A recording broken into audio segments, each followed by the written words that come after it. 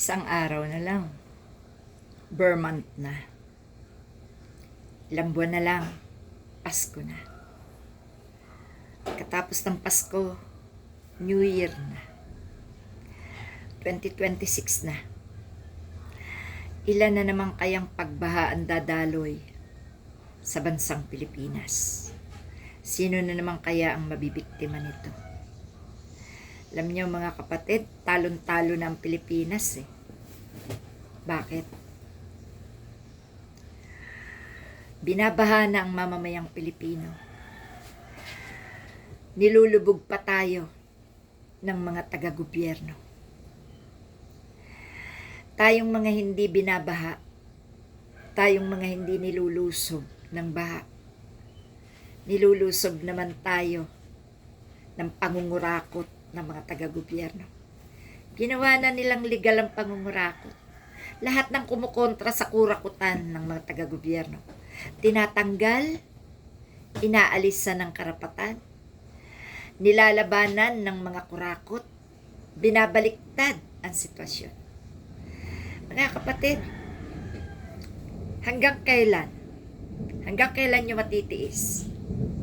Hanggang kailan kayo tatamimi na lang? Hanggang kailan nyo ikakatwiran nyo, bahala na sila dyan?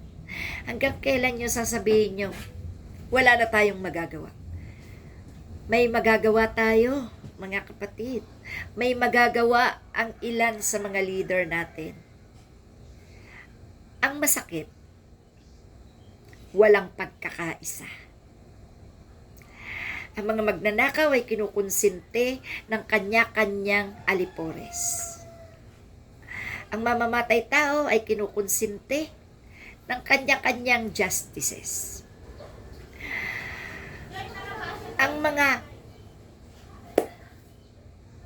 katarantaduhan ng mga nasa gobyerno, talamak, sila-sila na. Hindi na natin matatawag na ito'y gobyerno ng Pilipinas. Ito'y matatawag na nating gobyerno ng mga magnanakaw. Hanggang kailan magiging bobo ang tao na bumoboto sa mga magnanakaw na umuubos ng pondo na nagmula sa kanilang pawis at dugo? Kailan kayo matututo? Kailan nyo gagawin tanga at bobo ang sarili nyo? No? Ang mga nagsasabi ng totoo at ng tama, inaaway, sinisisi. Ang mga mag-asawa na magkakontrabarada, nagkakagulo. Dahil yung mga makadidiis, mga tanga at bobo, hindi naniniwala at hindi nakikinig sa mga sinasabi ng mga kasama sa tahanan na ito, si Rodrigo Duterte, ang puno ng lahat ng kaguluhan at kawawaan sa bayan. Gagawin, aawayin ka pa, kukontrahin ka pa, kahit siya na mismo ang pinahihirapan ng kanyang sinasamba. Di ba mga tangat bobo talaga? Di ba? Sipin nyo yan mga kapatid. Hanggang kailan? 2026 na. Nadadagdagan na tayo ng nadadagdagan ng edad. Yung mga dating sanggol ngayon ay mga paslit na, mga bata na. Magsisipag-aral na. Makikita na nila, mamumulatan na nila ang mga magnanakaw sa gobyerno.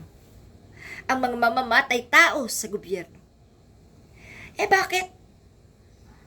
Ang pagnanakaw, ang pangungurap na nangyari noon kay Rodrigo Duterte ay talamak ang patayan. Ang mga nagsasabi ng katotohanan ay pinapatay. Ang nagbibisto ng kanilang mga katarantaduhan ay ipinapapatay. Diba puro kahayupan ang alam nila? Sindikato na po ang nakapasok sa ating bansa dahil kay Rodrigo Duterte. Dahil sa mga Duterteng ito. Kaya yung anak walang katigil-tigil sa pagyayabang. Kaya yung anak walang katigil-tigil sa paninira. Malaking pader ang binabangga ng sambayanang Pilipino.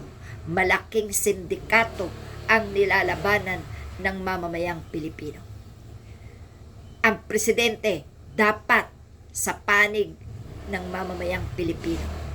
Ikaw ang may hawak ng baraha, Mr. President. Pag-aralan mo at pilitin mong iwaksi sa puso at isip mo ang pinagsamahan nyo ng mga Duterte. Dahil sa pagtanaw ng utang na loob, para mo na rin ibinibenta ang sambayang Pilipino. Dahil hindi mo kayang kalabanin ang mga Duterte. Tama na ang utang na loob. Yang utang na loob na yan ang nagsasuffer lahat ng Pilipino. Sama ng loob, lahat galit, suklam, nararamdaman ng mga Pilipino. Pakita nyo sa amin na kahit isa sa inyo na nakaupo sa gobyerno, kayang labanan ang kahayupan ni Duterte. Yan lang po, mga kapatid. Sobra na talaga. Wala nang mangyayari sa bansang ito. Ginawa na nilang legal ang pagnanakaw. Salamat po.